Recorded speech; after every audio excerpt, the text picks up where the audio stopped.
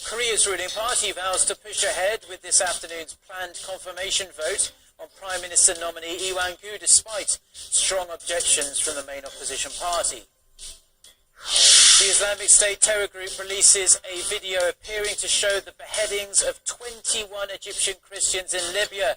Egypt's president vows to avenge their deaths. Plus, Danish police kill a 22-year-old man suspected of the Copenhagen shootings. The country's leader vows to protect freedom of speech and Denmark's Jewish community. These stories and more on Newsline at noon.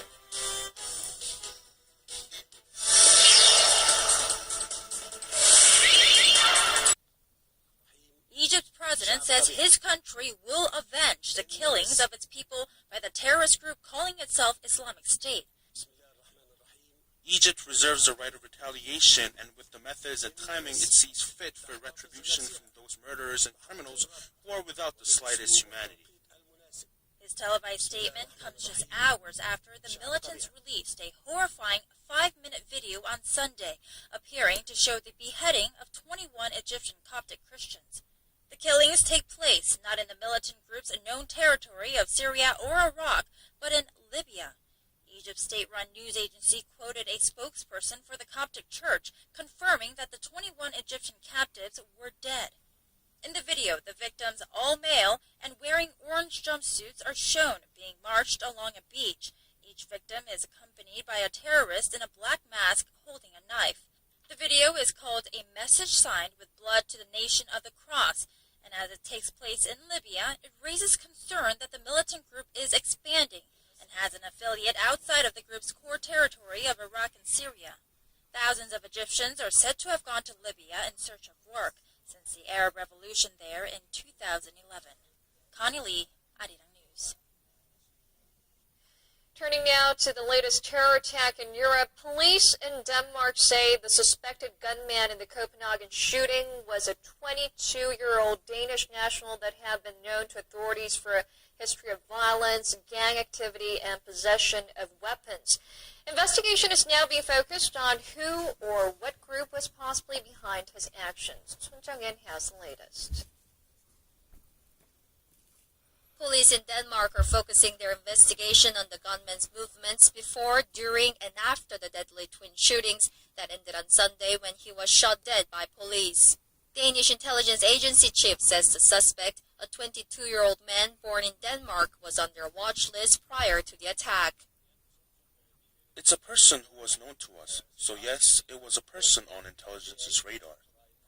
Withholding his name, authorities said the attacker was known to the police for several criminal offenses, including violence, gang-related activities, and possession of weapons. After assessing CCTV footage, police believe the man acted alone, but they're still trying to see if the suspect received assistance from others. The gunman opened fire at an arts cafe that was hosting a debate on freedom of speech on Saturday afternoon. Among those in attendance was Swedish cartoonist Lars Vilks, who has received death threats in 2007 when his depiction of the Prophet Muhammad as a dog was published. The suspect was shot dead early on Sunday after a second attack at a synagogue. The carnage killed 2 civilians and injured 5 police officers.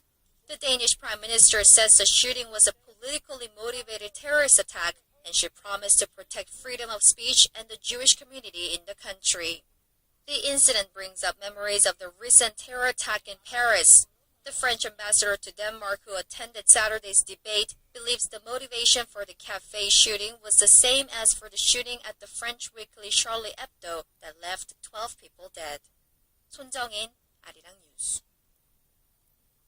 North Korea is celebrating the 73rd birthday of its late former leader Kim Jong-il on this Monday, which it calls the Day of the Shining Star.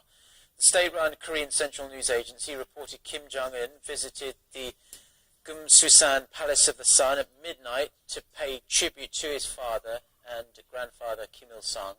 Young Kim was accompanied by key high-ranking officials, but his wife Lee Sol-ju and sister Yo-jong were not present.